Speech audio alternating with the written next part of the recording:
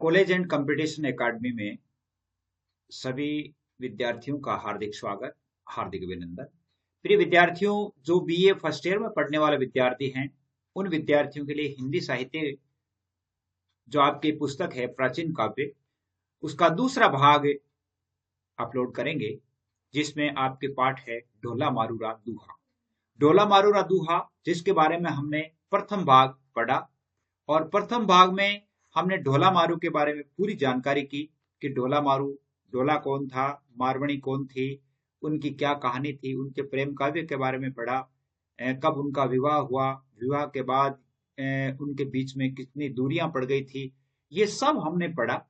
और अब हम जो पढ़ रहे हैं वो ढोला मारूरा दूहा, यानी मारवणी जो है वो अपने पति ढोला के पास जो विभिन्न प्रकार के संदेश भेजती है, और उन संदेशों को उनकी जो दूसरी पत्नी जिनका नाम मालवणी होता है, वह मालवणी प्राप्त कर लेती है, और एक भी संदेश उस मालवणी का एक भी संदेश है वो ढोला के पास पहुंचता नहीं है। ढोला, जिसका मूल नाम साल कंवर था, उसके पास पहुंचता नहीं है, या तो वो उसे मरवा देती है या उन तक पहुंचने ही नहीं देती है, उसका रास्ता भटका देती है। इस प्रकार करते करते क्या हुआ कि ढोला के पास वो समाचार पहुंचे ही नहीं, और अंत में जब ढोला के पास समाचार पहुंचते हैं तो ढोला अपने ऊंट पर सवार होकर के और अपनी मारू से मिलने के लिए जाता है। अब मारुणी जो है वो ढोला को जो दोहे लिख करके भेजती है, उनमें किस किस प्रकार की बातें करती है। यानी आप सभी कॉलेज में पढ़ने वाले विद्यार्थियों के लिए बहुत ही अच्छा चैनल आपके शुरू किया गया है, जिसमें आप शामिल हो सकते हैं। जैसे मान लो जब कॉलेज के एग्जाम्स आएंगे तो बीए फर्स्ट ईयर से लेकर के बीए फाइनल तक की कक्षाएं इस साल लगाने का विचार है।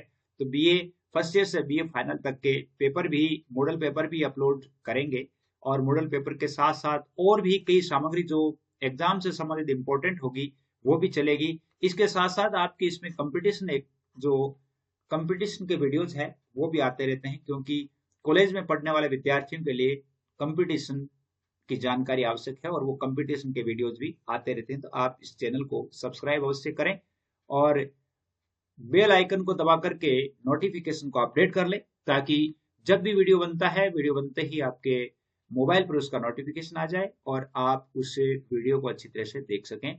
कॉलेज और कंपटीशन दोनों साथ साथ आपके लिए शुरू किया गया है, तो उम्मीद करता हूं कि आपको मेरे ये वीडियोस आपकी अच्छी मदद करेंगे। संपूर्ण पाठ्यक्रम करवाने का प्रयास, पूर्ण प्रयास है, और अब लगभग रेगुलर जो क्लासेस है वो आती रहेगी। तो आइए चलते, मैं आपको आगे बता दूंगा कि आपको एक नंबर भी बताऊंगा, जिसपे आप जैसे मान लो इस कॉलेज एजुकेशन से संबंधित कांटेक्ट भी कर सकते हैं, व्हाट्सएप के माध्यम से पूछ सकते हैं, और भी कोई जानकारी कॉलेज से संबंधित है तो वो आप ले सकते हैं, तो उसके लिए भी मैं आपको बता दूंगा। वैसे आपके ग्रुप्स भी बनाए गए हैं। तो आइए चलते हैं ढोला मारूरा दूहा, जिसका हमने इससे पहले हमने 119 तक दोहे पढ़ लिए थे। 111 से लेकर के 119 तक हमने दोहे पढ़ लिए। अब इसके बाद आज हम 120 से लेकर के आगे के दोहे पढ़ेंगे और उनका अर्थ भी जानेंगे। तो आइए चलते हैं उन दोहों की तरफ। पहला ही दोहा देखिए। पहला ही दोहा है कि डाडी एक संदेश रड़हु ढोलई लग लग जाए, जोवन चंपऊ मारियहु कलिन चूटैया। यानी जब हम इसकी व्याख्या करेंगे तो व्याख्या से पहले हमें क्या लिखना होता है? प्रसंग लिखना होता है। प्रसंग के बाद हम व्याख्या करते हैं, व्याख्या के बाद विशेष होता है। इस प्रकार लिखना होता है। तो अब आप क्या करेंगे? जैसे प्रसंग लिखेंगे तो आप प्रसंग इसका क्या लिखेंगे? प्रसंग लिखेंगे कि ये दोहे ढोला मारूरा दूहा से उद्धृत है। इसमें मारवणी ढाडियों को संदेश देते हुए अपनी वीर व्यथा प्रकट करती हुई संदेश प्रसारित करती है। ये तो इसका प्रसंग हो गया। व्याख्या, ढाडी एक संदेश, ढाडी यानी जिसको गायक भी कहा जाता है, संदेश वाहक की बात कहा जाता है। संदेश यानी संदेश। ढोलई लग लग जाए, मतलब ढोला को ले जाकर के देना है। जोवन चंपो, यौवन रूपी चंपा, मौर्य यानी विकसित हो गई है, कली ने चूंटई आए और अब इसकी कली चोंट लो। तो इसको हम लिखेंगे कैसे? इसको लिखेंगे कि मारुणी कहती है कि हे डाडी, यानी ढोला के पास ये संदेश ले जाकर के देना कि मेरे शरीर में यौवन रूपी चंपा मोरयुक्त हो गई है, अर्थात विकसित हो गई है। क्या हो गई है? विकसित हो गई है। इसलिए तुम आकर के इसकी कलियां क्यों नहीं चुन लेते? अगले में लिखा है, अब जैसे मान लो इस दोहे में यदि हम देखें तो अलंकार देखें तो रूपक अलंकार है। कौन सा अलंकार है इसमें? रूपक अलंकार है, अनुप्रास अलंकार है। कौन सा अलंकार है? अनुप्रास अलंकार है। और जैसे डिंगल भाषा है या राजस्थानी भाषा है, और मारवणी की वीर व्यथा का सुंदर चित्रण किया गया है। ढाडी एक संदेश दो ढोलई लग लग जाए, कण पाको कर्षण हो भोग लियो घरिया। ढाडी एक संदेश नहीं है, ढाडी मेरा जो एक संदेश है वो मोरे ढोले तक इस प्रकार पहुंचाना कि कण पाको, कण का अर्थ होता है अनाज। क्या अर्थ होता है? अनाज। पाको यानी पक गया है, अनाज पक गया है। कर्षण हो यानी खेती हो गई है। कृष्ण मतलब कृष्ण यानी कृष्ण, खेती, खेती हो गई है। भोग लियो घर आए, और घर आकर के उसका भोग करो। यानी अनाज पक गया है, और अनाज पकने से खेती भी हो गई है। अब खेती हो जाने से उस अनाज का आकर के भोग करो, अर्थात अनाज को काम में लो। इस प्रकार इन दोनों दोहों में लिखा गया है। कण पाकौ कर्षण हो भोग, यानी इसमें अनुप्रास अलंकार है। कौन सा अलंकार है? अनुप्रास अलंकार है। अगला देखिए, अगले में लिखा है, डाडी एक संदेश ढोले लग लग जाए, अर्थात डाडी मेरा एक संदेश है वो ढोले को पहुंचाना। जोवन फटी तलावड़ी पाड़ बंद, यानी जोवन फटी, यौवन रूपी, तलावड़ी यानी तालाब, तालाब, पाड़ी यानी पाल, बांध, पाल का मतलब बांध, पाड़न बांधो का। यानी आगे ये कहता है कि हे गायक, मेरा एक संदेश मेरे ढोले के पास ले जाकर के देना, और उन्हें कहना कि यौवन रूपी तालाब है, यौवन रूपी तालाब है वो फट गया है, इसलिए उसके आगे पाल बांधने के लिए, अर्थात उसकी मरम्मत करके और उसका पानी रोक करके उसका उपभोग करने के लिए आप पहुंचो। यानी क्या कहती है कि यौवन रूपी तलैया है वो फूट फूट पड़ी है, क्या तुम आकर इस स्थिति में उसकी पाल नहीं बांधोगे? पंथी एक संदेश लग ढोलई पे जाए। पंथी यानी वही बात है, हे पथिक, मेरा एक संदेश है वो मेरे ढोला के पास पहुंचाना। वीरे महादव जागियो, वीरे महादव जागियो, जागनो जागृत हो गया, और वीरे रूपी जो आग है, महादव मतलब होता है दावाग्नि। क्या अर्थ होता है? दावाग्नि, वन में लगने वाली आग। वीरे महादव जागियो, बोला जागृत हो गई, अग्नि बुझाओ आए, अर्थात अब उसकी अग्नि को बुझाने के लिए क्यों नहीं आओगे? तो इसको आप कैसे लिखोगे? इसको आप लिखेंगे कि मारवणी कहती है कि हे पथिक, एक संदेश ढोला के पास पहुंचाओ कि वीरे रूपी दावाग्नि प्रज्वलित हो गई है, वीरे रूपी दावाग्नि प्रज्वलित हो गई है, इसलिए तुम यहां आकर इस अग्नि को बुझाओ, अर्थात अग्नि को शांत करो। इसमें कौन सा? वीरे महादव, वीरे रूपी महादव, अर्थात यहाँ पर रूपक अलंकार है। कौन सा अलंकार है? रूपक है और अनुप्रास है। कौन सा अलंकार है? रूपक और अनुप्रास है। अगले में देखिए, अगला देखिए, अगले में है कि पही, पही का मतलब यहाँ पंथी है। पही भमंता जय मिलई तौप्री आखे भाई, आरी जोवण बंधन, आरी जोवण बंधन तोड़ई बंधन घातव। हे पथिक, भमंता यानी घूमते घूमते, भ्रमता घूमते घूमते,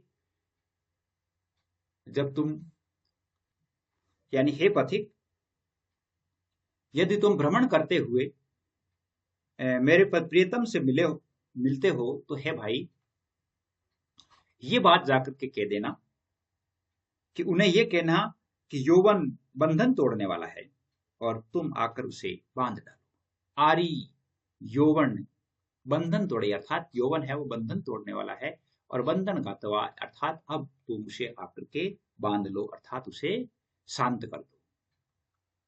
इसमें भी आप यदि विशेष बात लिखें तो अनुप्रास अलंकार ही है, इसमें बंधन घात हुआ है, और अनुप्रास के साथ साथ यदि आप इसमें लिखें, अभिलाषा एवं प्रिय स्मरण नामक वीर्य दशा का वर्णन किया गया है। और वीर्य दशा का वर्णन किया गया है, जिसमें वियोग श्रृंगार का वर्णन हुआ है। कौन सा है? वियोग श्रृंगार का वर्णन हुआ है और भाव सौंदर्य है वो प्रशंसनीय है। पंथी एक संदेश और लग ढोलई पहचाए, निक्षी वेणी सापणी स्वातन बसवा। अगले में क्या लिखा है? अगले में लिखा है कि हे पथिक, ढोला के पास ये संदेश पहुंचाना कि अब वेणी रूपी सर्पिणी निकल आई है, इसलिए अब इसे स्वाति नक्षत्र में बरस करके और इसे शांत करो, अर्थात इसे बंधन में बांधो। तो वीराग्नि में जलती हुई मारुनी की वीरव्यता का वर्णन किया गया है, रूपक और अनुप्रास अलंकार का प्रयोग हुआ है। अगला देखिए, अगला है कि पंथी एक संदेश डोरलक ढोलई बेचाए, हे पथिक, मेरा एक संदेश ढोला के पास इस प्रकार पहुंचाना कि तन मन उत्तर बाड़ियो दक्षिण बाजई आए। तन मन उत्तर बाड़ियो अर्थात उत्तर से आने वाली जो हवा है उससे तन और मन दोनों जल गया है। तन और मन दोनों जल गया है। अब दक्षिण दिशा की पवन आकर बन करके आइए और इस जले हुए तन और मन को शांति प्रदान करे, जले हुए तन और मन को शांति दे, इसे पुनः जीवित करे, पवन बन करके आओ और मुझे शीतलता प्रदान करो। पंथी एक संदेश डोर लग ढोलई बेचाए, वीरे महाविश तन बसेर ओखद दिए न आए। हे पथिक, मेरा एक संदेश ढोला के पास पहुंचाना और मेरे वीरे महाविश अर्थात वीरह रूपी जो महान जहर है वो शरीर में बस गया है, अर्थात शरीर को गुनता जा रहा है। औखद का मतलब औषध, औषधि दवाई दिए ही नहीं, अर्थात अब आकर के इसकी दवाई क्यों नहीं देते वीरे महाविश। तो आप इसको लिखेंगे जैसे कि मारुनी पथिक से कहती है कि ये पथिक, मेरा संदेश एक ढोला तक पहुंचाओ, वीरे रूपी महाविश से मेरे पूरे शरीर में फैल गया है, अब तुम आकर उसकी औषधि क्यों नहीं देते, क्योंकि तुम्हारे बिना उसका उपचार और दूसरा कोई नहीं कर सकता। औखद का मतलब होता है औषध। वीरे महाविश में क्या है? यहां पर रूपक अलंकार है।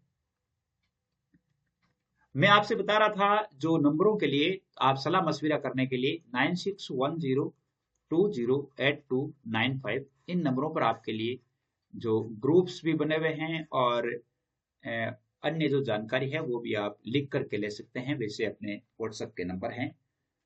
अगला एक दोहा देखिए, अगले दोहे में लिखा है कि पंथी एक संदेश रऊ लग ढोलई पहुंचा, वीरे बाग बनी तन बसई और शहर गाजैया। देखिए, एक संदेश रऊ यानी वीरे बाग यानी क्या कहता है? मारुनी ढाड़ियों से कहती है कि पथिक, मेरे प्रियतम ढोला तक एक संदेश पहुंचा दो कि वीरे रूपी बाग वन रूपी शरीर में बसा हुआ है। वीरे बाग वन तन बसे, वन रूपी शरीर, वन तनी, वीरे बाग वीरे रूपी बाग और शरीर रूपी तन में बसा हुआ है, शहर गाजैया। और अब इसलिए तुम शिखर पर आकर के मेघ के समान गर्जना करके इसे भगा दो।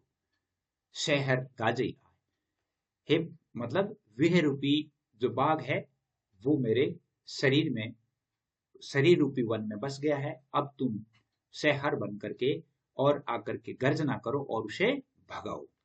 अगला देखिए, अगले में लिखा है कि पंथी एक संदेश लग ढोलई पेचाय, धन कमलाणी कमदणीर शिशहर उगैया।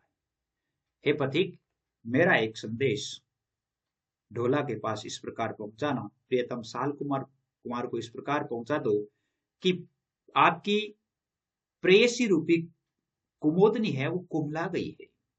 धन कमलाणी यानी आपकी जो पत्नी है वो कुमोदनी कमला गई है और अब तुम चंद्रमा बन करके उदित हो जाओ, अर्थात अब तुम चंद्रमा बन करके आओ ताकि वह पुनः खिल सके।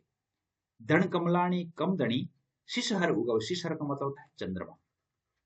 तो अब तुम यानी कहा जाता है कि कुमोदनी जो जिसका फूल होता है वह जहां जिधर चंद्रमा रहता है उधर ही उसका मुंह रहता है।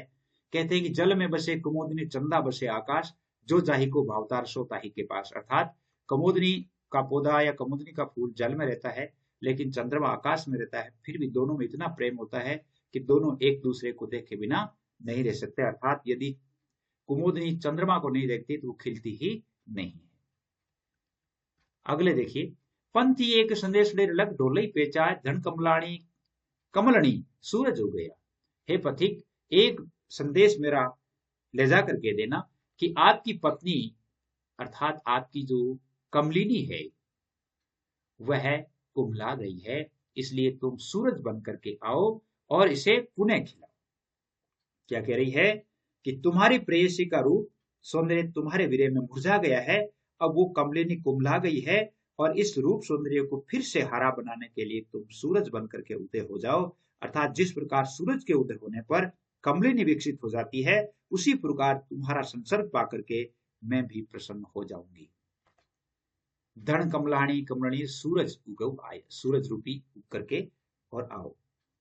अगला है कि पंथी एक संदेश डोर लग ढोलई पे चाय जोवन खीर समुद्र हुई रत्नज काढ़िया। देखिए कितना सुंदर दोहा लिखा है, बहुत ही सुंदर दोहा लिखा है।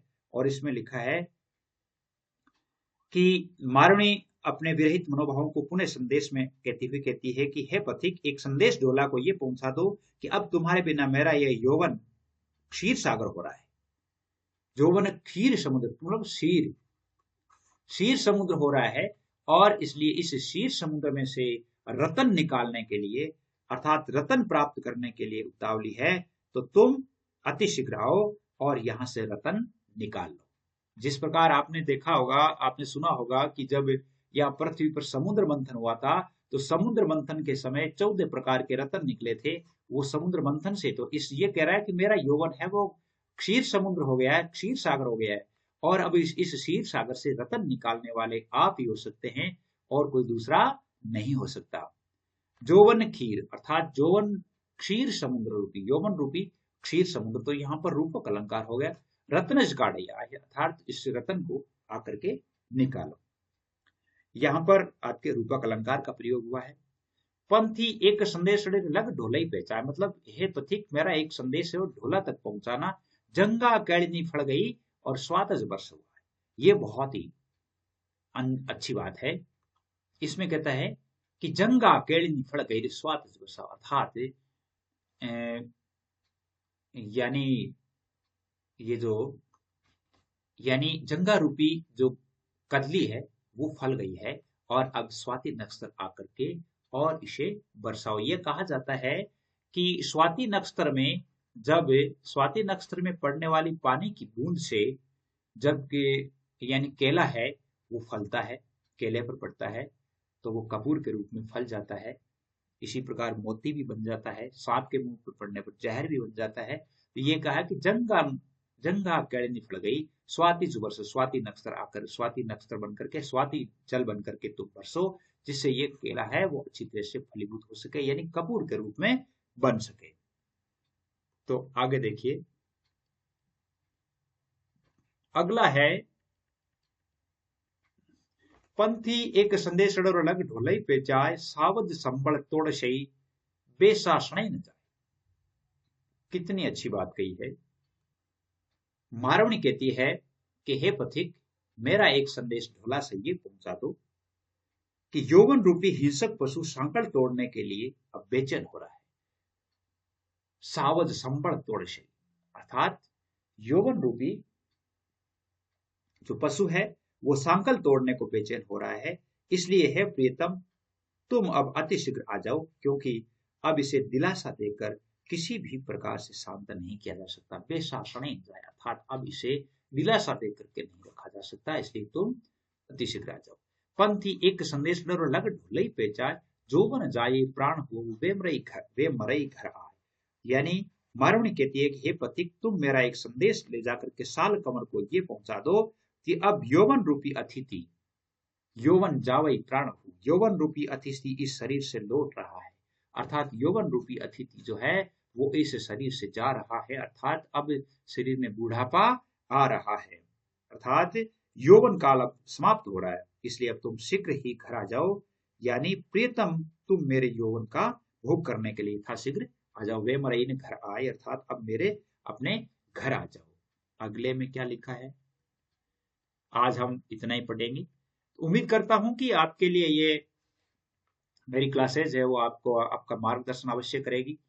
और जब एग्जाम होगी तो एग्जाम के समय हम पेपर भी हल करेंगे इनके। और आप व्याख्या करते समय, यानी व्याख्या भी जो है 10 से 15 नंबर तक की व्याख्या आती है, 30 नंबरों की व्याख्या आती है। तो आपको व्याख्या अगर अच्छी हो जाती है तो आपके सारे पेपर अच्छे हो जाते हैं। आज के लिए बस इतना ही। जय हिंद, जय भारत।